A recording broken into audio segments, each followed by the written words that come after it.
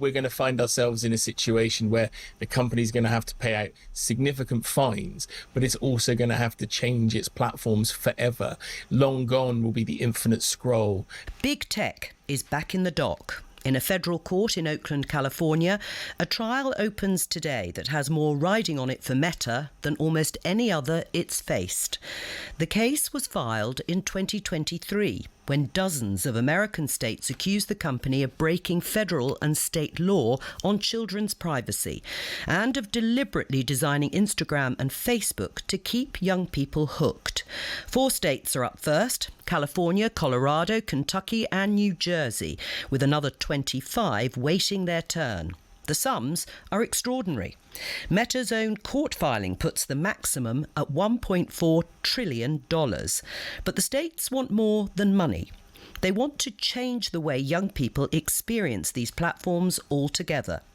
Now, there have been cases before, and Meta has lost twice already this year, in New Mexico and in a Los Angeles test case, where a jury found Instagram and YouTube negligent.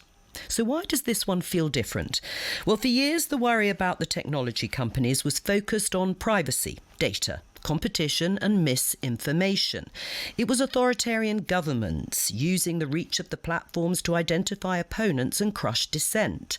Whistleblowers punctured the idea that connecting everyone was automatically a force for good. And governments largely concluded that big tech was just too big to take on. What changed was children. Accusations of addiction, harmful content, exploitation and damage done to young people's mental health have been much harder for politicians and for the rest of us to look past. It's also exposed the business model. The old defence that these are simply technology companies providing a platform was already wearing thin. If the product is built to keep you scrolling, it doesn't really hold at all. These companies make their money from your attention, and the longer they hold it, the more they earn. Feeding people whatever the algorithm calculates will keep them there cannot easily be squared with keeping them safe, particularly when it comes to children. Courts and regulators have now begun to look at how these products are designed, rather than at whether the terms and conditions are adequate. That's new. Meta says teenage mental health is complex and can't be pinned on a single app, and that it's spent years working with parents and experts on protections. A jury in Oakland will decide whether that answer is good enough. If it isn't, the bargain that let these companies grow at enormous scale while everyone else dealt with the fallout may finally be coming to an end. This is The Times at 1 on Times Radio with Jo Coburn. Let's speak to Will Guyatt, tech journalist. Hello to you, Will. How big a moment is this for Meta? Yeah, phrases like seismic get used an awful lot when it comes to court cases related to social media companies. But this is about as big as it gets, because if we see this case, there's a win in this case, which should be in court for about 6 weeks. We're expecting this to take. We're going to find ourselves in a situation where the company's going to have to pay out significant fines, but it's also going to have to change its platforms forever. Long gone will be the infinite scroll. And if you're wondering what infinite scroll is, you can pick up a newspaper and put it down once you've finished it. But with infinite scroll, the service keeps showing you content and you can essentially never get to the end of the page.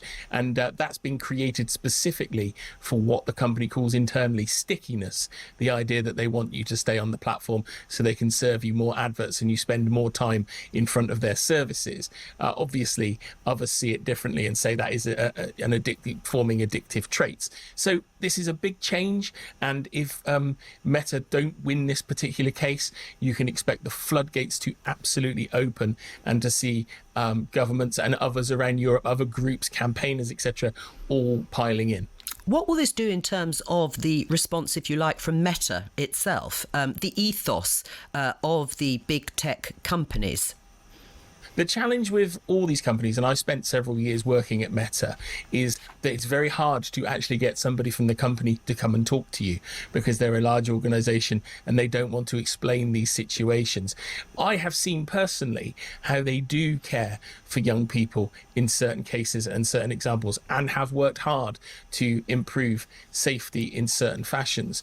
But because this is now services used by billions of us around the world, the responses we continually get that they're doing everything they can and there's nothing more they can do doesn't seem to chime with what we're now hearing. And in court disclosures, for example, where internally members of staff have said this feature will mean people will spend more time on the platform, and that stuff sort of being brushed off, akin to people in the tobacco industry knowing that cigarettes were harmful. Similar conversations would, based on evidence, appear to have happened at senior levels in Meta and have been passed on. So therefore, those changes and suggestions of company product designers and creators in the company were ignored.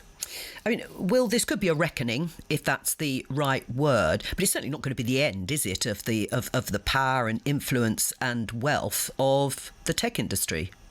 Well, it depends which way you look at it, right? There's 1.4 trillion of potential penalties and fines as a result of this case. And if you consider that Meta's current value is 1.5 trillion, I'd say that's a fairly seismic shift and a fairly seismic change.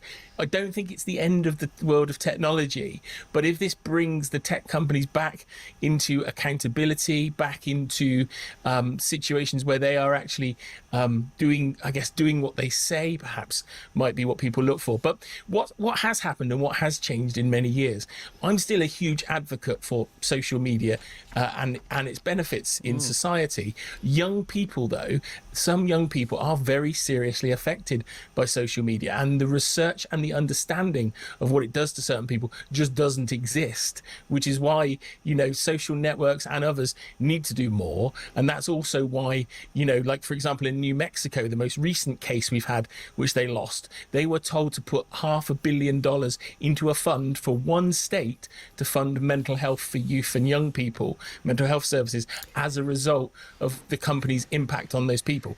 So it's something that needs to be looked at more. There needs to be more control, and some of these product changes that could come as a result of this court case would be seismic.